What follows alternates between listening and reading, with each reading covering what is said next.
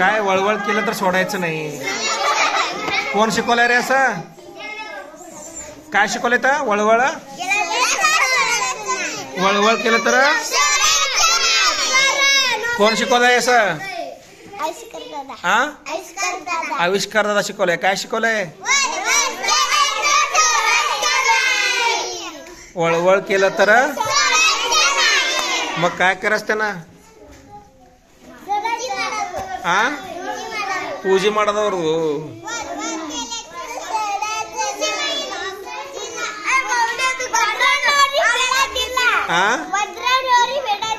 ಒದ್ರನವ್ರಿಗೆ ಬಿಡೋದಿಲ್ಲ. ಏನ್ ಮಾಡೋದವ್ರೀಗ?